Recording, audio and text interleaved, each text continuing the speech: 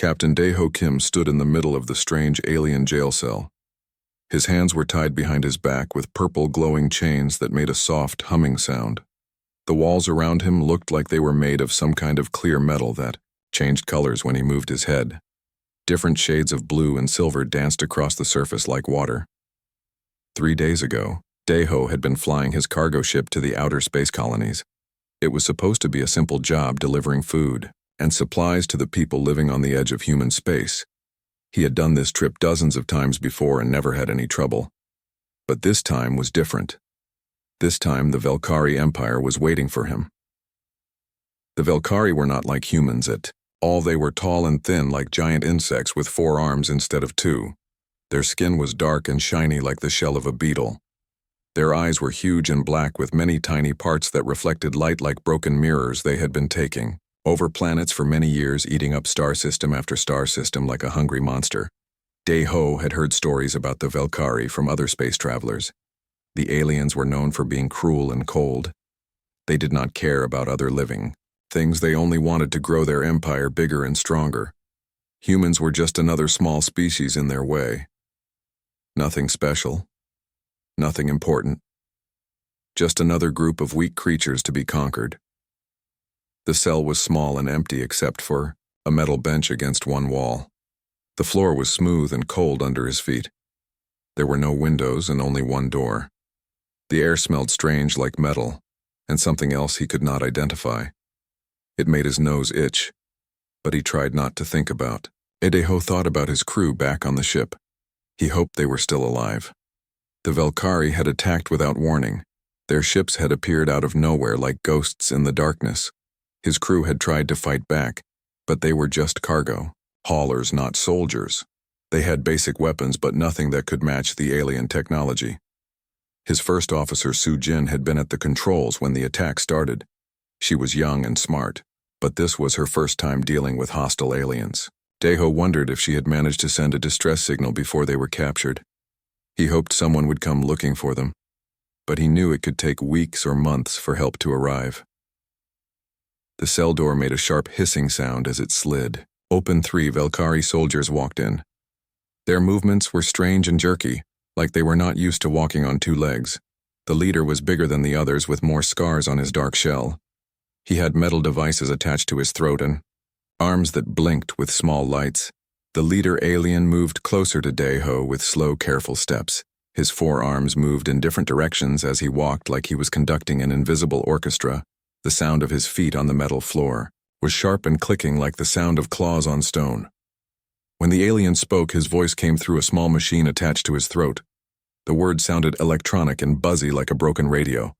The translation was not perfect, but Daeho could understand most of what he said.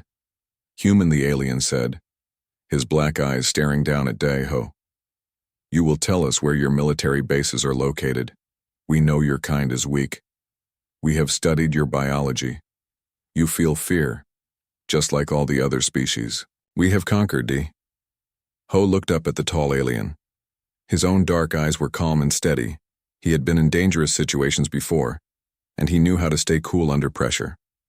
I already told you, he said in a clear voice. I am just a supply captain. I do not know anything about military bases. The alien leader made a sound that might have been laughing, but it was harsh and unpleasant like metal scraping against metal. All species say this at first. Then we show them what real fear feels like. He moved one of his forearms in a gesture to the other soldiers. One of the smaller aliens pulled out a device that looked like a metal tube about the size of a human hand. It had buttons and lights on the side and a small opening at one end. The alien held it carefully like it was something very important and dangerous. This contains our fear compound, the leader said, his electronic voice getting louder.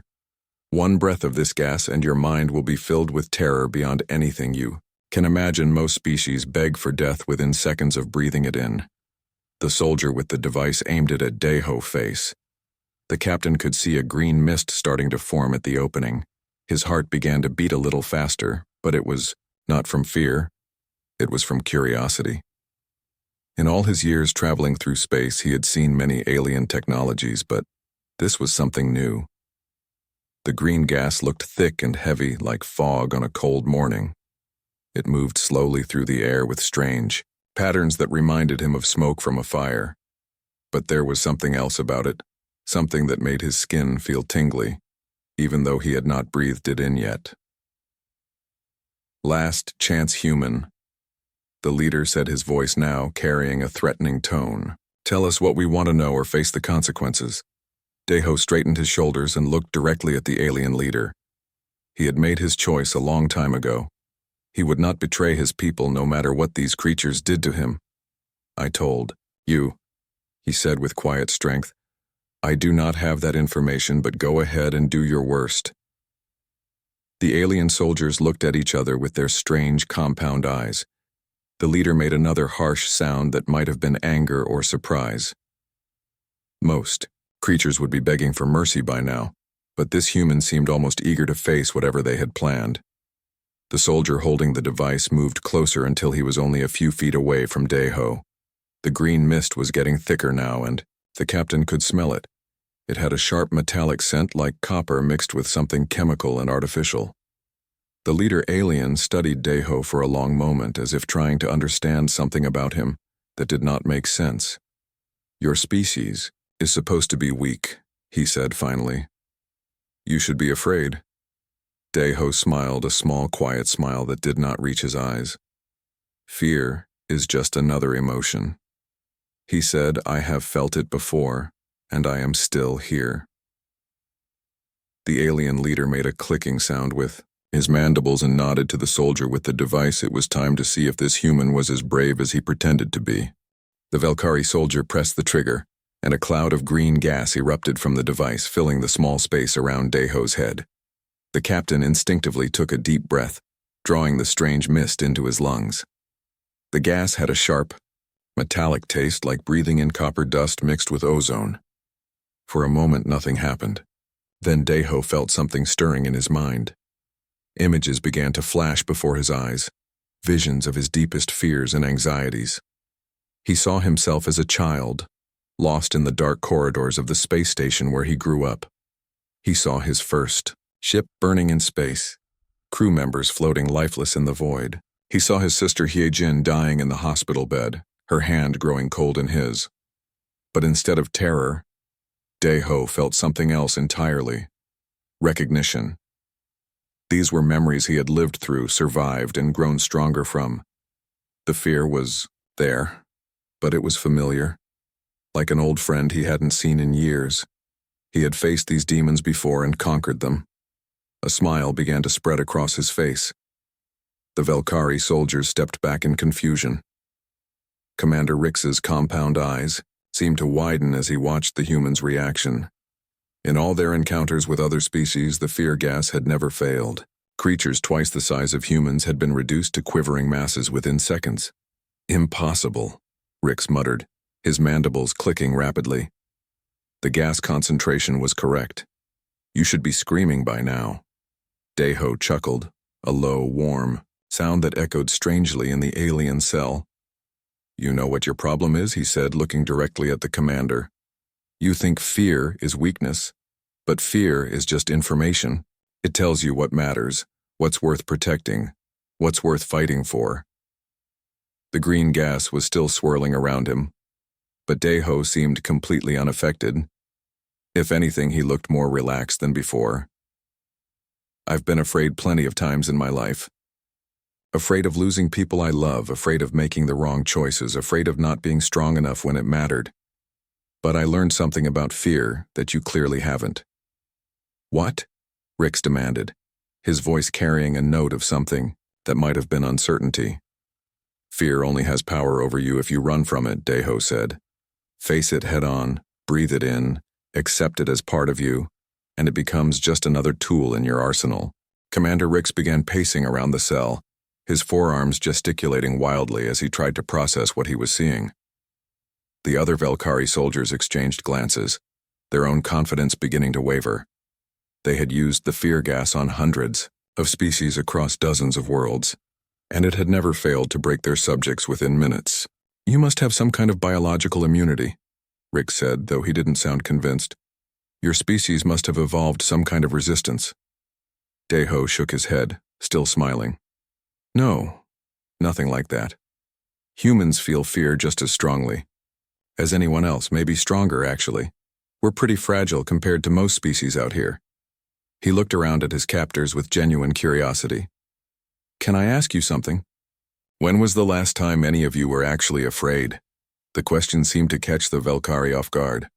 Rick stopped pacing and stared at the human with his black reflective eyes. We are the Velkari Empire. We do not know fear. We are the ones who bring fear to others. That's exactly your problem, Deho said. You've built this whole identity around being fearless, but you've never actually conquered fear. You've just avoided it. So when you try to weaponize it against others, you don't really understand what you're dealing with. He took another deep breath of the lingering green gas, savoring it like it was fresh mountain air. Fear is like pain. If you've never experienced it, you can't build up a tolerance. But humans, we live with fear every day. We're born afraid, and we spend our whole lives learning how to dance with it. One of the younger Velkari soldiers, whose name was Keth according to the markings on his armor, stepped forward. But how do you function? How do you make decisions if you are constantly afraid? Deho's expression grew thoughtful. Fear doesn't paralyze us unless we let it. Most of the time it motivates us. Every great thing humans have ever accomplished, we did it while afraid. We explored space while afraid of the unknown. We built civilizations while afraid of chaos. We love each other while afraid of loss. He looked directly at Keth, seeing something in the young soldier's posture that reminded him of his own uncertainty as a young officer. Your people have been conquering worlds for decades, right? But have you ever actually grown? Have you ever become more than what you were when you started? The question hung in the air like the dissipating fear gas. Commander Rick seemed agitated by the turn the conversation had taken. Enough philosophy, human. You will tell us what we want to know, or we will find other ways to make you talk. But Deho could see the doubt creeping in, especially in the ear. Younger soldiers. They had expected to break him with their most powerful psychological weapon, and instead he had turned it into a lesson about courage. Over the next several hours, more Velkari officers arrived to witness the human who couldn't be broken.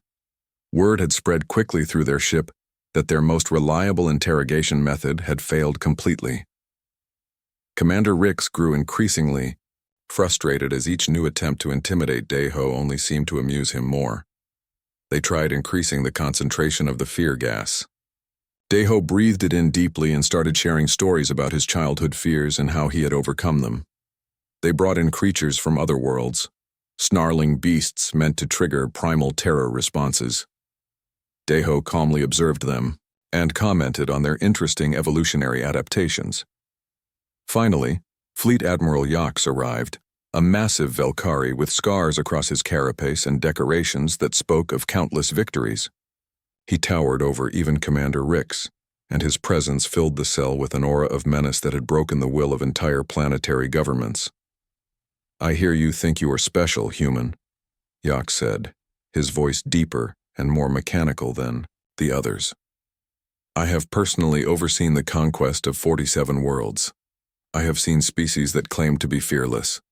They all broke eventually. Deho looked up at the Admiral with the same calm expression he had maintained throughout his captivity. I never said I was fearless. Fear is what makes me human, it's what makes me strong. Impossible, Yax snarled. Fear is weakness. It is what we exploit to control the lesser races. Is it? Deho asked. Then why are you here? Why did it take your most senior admiral to deal with one captured supply captain? Why are dozens of your officers gathering outside this cell to see what's happening? For the first time since his capture, Deho saw something flicker in an alien's eyes that looked suspiciously like uncertainty. Yax was trying to project dominance, but there was something desperate about it now. You want to know what I'm really afraid of? Deho continued. I'm afraid that my crew might think I abandoned them. I'm afraid that the colonies I was supposed to supply are going hungry right now. I'm afraid that people I care about are in danger while I'm stuck in this cell. He stood up as much as his restraints would allow, meeting the Admiral's gaze directly. But you know what I'm not afraid of? I'm not afraid of you, because you've shown me exactly what you are. You're bullies who mistake cruelty for strength. And every bully I've ever met was ultimately afraid of the same thing. What? Yox demanded, leaning closer. That someone would stand up to them, Deho said simply. The shift in power dynamics was subtle at first, but it grew stronger with each passing hour. The younger Velkari soldiers began asking Deho questions about human culture, about how they dealt with fear and uncertainty. Commander Rix tried to maintain order, but his authority was undermined by the fact that their primary weapon had not only failed, but had become a source of philosophical discussion. Keth, the young soldier who had first asked about fear, began visiting Deho's cell during his off-duty hours. My clutch brother died in our last campaign, he admitted quietly. I have been afraid ever since, but I cannot show it. Fear is considered a disease among our people. Fear for someone you love isn't a disease, Deho told him. It's proof that you're alive, that you're capable of caring about something beyond yourself. Your fear for your brother shows that his life mattered. Word of these conversations spread through the ship. Soon other Velkari were questioning the philosophy that had driven their empire for generations. If fear was truly weakness, why had this human turned it into strength? If terror was an effective tool of control, why did it seem to have no effect on someone who embraced it rather than fighting it? The breaking point came when Admiral Yox ordered Deho to be executed as an example to both his own crew and any future prisoners. But as the execution detail prepared their weapons, Keth stepped forward. No, he said simply. No? Yox repeated, his voice dangerous. This human has shown us something we never understood, Keth said, his voice growing stronger. We have built our entire civilization on the belief that fear makes others weak, but we have never examined our own fears. We are afraid of being seen as weak, afraid of questioning our methods, afraid of change itself. Other soldiers began nodding in agreement. The fear gas incident had started something that couldn't be stopped now. For the first time in their history, the Velkari were questioning their most basic assumptions about strength and weakness. Admiral Yox raised his weapon toward Keth but found himself facing not just one rebellious soldier, but dozens. The revolution that began with one human's refusal to be broken by fear had spread throughout the ship. In the end, it was Admiral Yox who backed down, his weapon lowering as he realized that his authority meant nothing if his own troops refused to follow him. Deho was released from his restraints and escorted back to his ship, but not before. Dozens of Velkari asked him to remember their names, to carry their stories back to the human worlds. As his ship pulled away from the Velkari vessel, Deho received an unexpected communication. It was Keth, now apparently leading a faction of Velkari who wanted to establish peaceful contact with other species. Thank you, the young alien said. You taught us that true strength comes not from the absence of fear, but from the courage to face it. Deho smiled as he set course for home. Remember, he said, fear is just information. What you do with that information is what defines who you are. Behind him, the Velkari ship changed course, heading not toward another conquest but toward their home worlds, carrying with them a new understanding of what it meant to be truly strong. The empire built on fear had been transformed by a single human who understood that fear, when faced with courage, could become the foundation of wisdom. And somewhere in the vast darkness of space, other species would soon discover that the age of Velkari terror was ending, replaced by something far more powerful, the age of Velkari understanding.